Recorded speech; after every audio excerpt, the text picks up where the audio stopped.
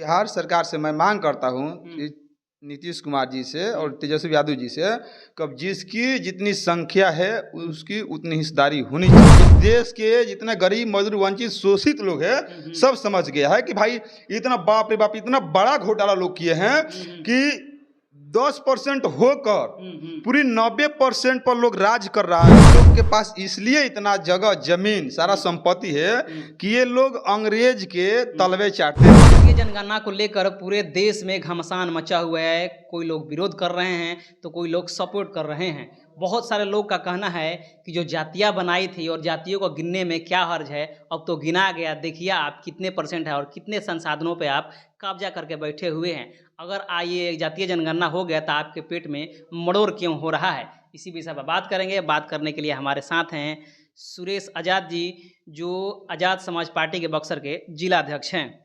जातीय जनगणना हो गया, इसको आप किस प्रकार से देख रहे हैं? देखिए, जातीय जनगणना हुई है, होनी चाहिए ताकि सबको पता चलनी चाहिए कि हमारे संख्या कितनी है। जी, जातीय ये भी कहा जा रहा है कि जो जातीय आप गिने हैं, कोई लोग का ज़्यादा है, जैसे यादव का ज़्यादा है, 14% बताया जा रहा है, तो वो लोग गुरूर में आकर के सभी जातियों पर अटैक नहीं करना स्टार्ट कर देंगे? देखिए ये तो होता है।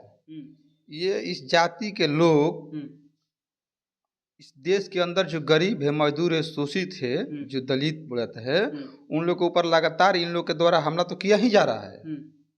जी, लेकिन जो इस डाटा में जो निकला है और मीडिया के अनुसार, जो मीडिया इससे पहले 2011 के लमसम में मीडिया के द्वारा दिखाया जा रहा था कि जो जाति के संख्या उसमें ज़्यादा था और इसके मुताबिक इसमें कम है। तो जातीय जनगणना नहीं होता तो गिन के बस डाटा रख दिया गया था, पब्लिश नहीं किया गया था। हाँ, पब्लिश नहीं किया। मीडिया के हिसाब से जो बता रहे थे वो आप सही मानते हैं? जी, मतलब कि उसी डाटा के अनुसार से होनी चाहिए भाई। उस डाटा के अनुसार से उसी के हिसाब से आनी चाहिए, लेकिन इसमें कहीं कम बेसी दिखाया गया है। लेकिन बात रहा यहाँ कि जो जातिगत जनगणना हुई है और जनसंख्या सबको पास ये डाटा दिखाया गया है, तो मैं सरकार से, इस बिहार सरकार से मैं मांग करता हूँ कि नीतीश कुमार जी से और तेजस्वी यादव जी से कब जिसकी जितनी संख्या है उसकी उतनी हिस्सेदारी होनी चाहिए। क्योंकि इस देश में जिसकी संख्या सबसे कम है उनके पास सबसे ज़्यादा रिप्रेजेंटेशन है और जितना सरकारी संपत्ति है उन्हीं के पास है। ऐसा क्यों होता है? और मेरी मांग भी है कि जो जगह जमीन है ये सब में हिस्सेदारी सबको होनी चाहिए, जनसंख्या के आधार पर हिस्सेदारी होनी चाहिए। जिसको एक ब्राह्मण जात कहा जाता है, ब्राह्मण, वो मात्र मतलब लगभग 3% के आसपास हैं, लेकिन संसाधनों पे उनका कब्जा लगभग 50% से ज़्यादा है। इसको किस प्रकार से देख रहे हैं? क्या बिहार के जो पार्टियां हैं, जो जैसे तेजस्वी यादव के पार्टी है आरजेडी, नीतीश कुमार के जेडीयू, तो क्या इस चीज़ को मतलब हटा करके रिप्रेजेंटेशन में देने का काम करेगी? करनी चाहिए, हम लोग का तो मांग है। लेकिन जब कर देंगे, अभी तो बोला जा रहा है कि नहीं जनसंख्या के आधार पर हिस्सेदारी दिया जाएगा, लेकिन मुझे तो उम्मीद नहीं लगता है। कब होगा उम्मीद? कि जब अब तो 2024 का चुनाव आया है तो सब तो बोलेगा कि भाई नहीं हमने जनसंख्या के आधार पर हिस्सेदारी देंगे। चुनाव से पहले आप सबको दे दो, तब हम मानेंगे कि नहीं आप आपकी अच्छी सरकार है। मतलब इसी चुनाव में सारे पार्टियों का, इसी चुनाव में सारे जातियों का जो है जिस प्रकार से जनसंख्या है, जिस प्रकार से रेशियो, उसी रेशियो में आपको पार्टी में टिकट देना चाहिए। बिल्कुल, हर जगह सरकारी संस्था से होकर नौकरी में होनी चाहिए, जगह जमीन में भी होनी चाहिए। और जो पार्टियों को जो टिकट रह गया, हर चीज़ में जनसंख्या के आधार पर हिस्सेदारी होनी चाहिए। लेकिन इनके देखिए, इनके कानून देखिए कि जिसकी संख्या है उनको किनार कर दिया जाता है और जिसको नहीं है उनको अपने में लेकर और इस देश पर लोग राज कर रहे हैं। लेकिन अब इनके बहकावे में लोग नहीं आएंगे। मेरा सवाल अगला है कि जैसे मान लीजिए जातियों को तो गिन दिया गया है, लेकिन किस जाति के पास कितने संसाधन हैं वो अभी नहीं गिना गया है। क्या इसको गिनना चाहिए? सवाल उठ रहा है बहुत सारा। बिल्कुल गिनना चाहिए। जिस तरीका से ये जनसंख्या गिनाया गया है, हर जाति का कितना जनसंख्या है है, तो उसी तरीका से सारा चीज किसके पास कितना संपत्ति है, कौन कितना संपत्ति दबा कर रखा है, वो चीज भी दिखाना चाहिए।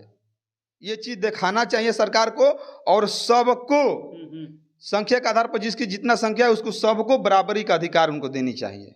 बिहार में जैसे भुनिहार है, लगभग ऐसा मोटा मोटी आंकड़ा निकल के आ रहा है कि लगभग 40% उसके पास ज़मीन है।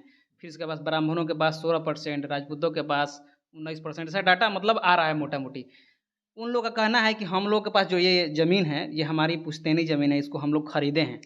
तो भाई हम लोग को शुरू से ही है ऐसा, तो आप लोगों को क्या तकलीफ है? ना कैसे खरीदा हुआ है? ये देखिए, ये लोग के पास इसलिए इतना जगह जमीन सारा संपत्ति है कि ये लोग अंग्रेज के तलवे चाटते थे। बहुत बड़ा आरोप लगा रहे हैं। ना ना, ये हकीकत बात है। आपको अभी इसी में भी प्रेजेंट में भी दिखा दूंगा, आपके सामने दिखा दूंगा, सबको सामने दिखा दूंगा कि ये पहले अंग्रेज की लोग तलवे चाटते थे, और तब जाकर ये सारा जो संपत्ति है अंग्रेजों ने लोग इन लोगों के पास दे दिया और ये सब दबा कर रख लिया।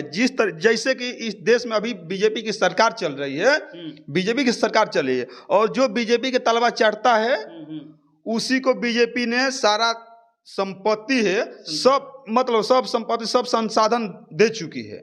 सारा चीज, देश की जितना संसाधन संपत्ति है जो उसके तलवा चाटता है वो दे दी है। आपको देखने को मिलेगा। और जो बीजेपी के खिलाफ लड़ रहा है उसके पास कुछ नहीं है, उसके पास कुछ नहीं है। तो यही कहानी सेम उस समय था कि ये लोग अंग्रेज की तलवा चाटते थे और वही सारा संपत्ति अपने पास लोग रख लिए। मोदी जी इस चीज़ का विरोध कर रहे हैं, कह रहे हैं कि रिप्रेजेंटेशन के हिसाब से भागीदारी नहीं दी जाएगी, जो गरीब है उसके हिसाब से भागीदारी दी जाएगी। क्या कहेंगे? नहीं, ऐसा कैसे होनी चाहिए? संख्या के आधार पर देनी चाहिए। जिसकी जितनी संख्या उतना हिस्सेदारी देना ही होगा। मोदी इसके विरोध कर रहे हैं कि नहीं, जो गरीब है उसको देना चाहिए। तो नहीं, विरोध कर रहे हैं तो ठीक है, अब तो 2024 में ही इनको पता चल जाएगा।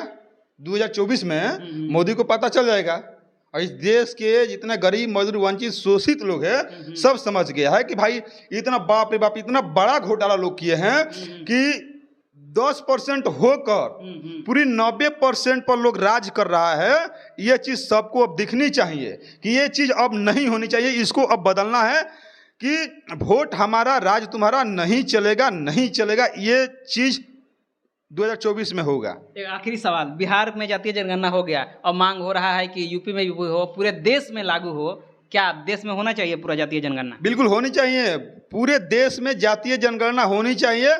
और जातीय जनगणना होने के बाद ये सारा संपत्ति और जमीन का भी होनी चाहिए गणना कि किसके पास कितना संपत्ति है, और उसके बाद वहाँ करके गणना करके असंख्या के आधार पर देनी चाहिए उनको। जातीय जनगणना सपोर्ट कर रहे हैं? बिल्कुल सपोर्ट करना होनी चाहिए। आपकी पार्टी भी सपोर्ट कर रही है? बिल्कुल बिल्कुल होनी चाहिए, तबे तो पता। अब बताइए, अगर पता नहीं चलता कि हम कितने % है और मेरे हिस्सेदारी कितना है, ये कैसे खा रहा है? हाँ, कौन खा रहा है? और बताइए, अब तो पता चला ना कि ये 10% होकर ये 90% पर राज कर रहा है, सदियों से राज करते आ रहा है। ये तो पता चल गया ना जी कि हम इतना % है, हमारे पास कुछ नहीं। आज जो 10% मुट्ठी भर लोग पूरी व्यवस्था को लेकर घोटे हुए हैं। तो ये थे हमारे साथ सुरेश आजाद जी, जिनका कहना है कि वोट हमारा राज तुम्हारा नहीं चलेगा। पहले तो मोटा मोटी कहा जाता था कि 85 बनाम जो है वो 15 की लड़ाई थी, कोई प्रूफ नहीं था। लेकिन बिहार सरकार ने जातीय जनगणना करके ये प्रूफ दिखा दी है, मोहर मार दी है कि 85 बनाम 15 की लड़ाई जो सदियों से लड़ा जा रहा था वो आखिर में सच साबित हुआ। बाकी इस बयान को, इनके बयान को किस प्रकार से देख रहे हैं कमेंट कीजिए और कमेंट में अपना जवाब लिखिए। मिलते हैं अगले खबरों के साथ, तब तक जय भीम, जय भारत, जय संविधान।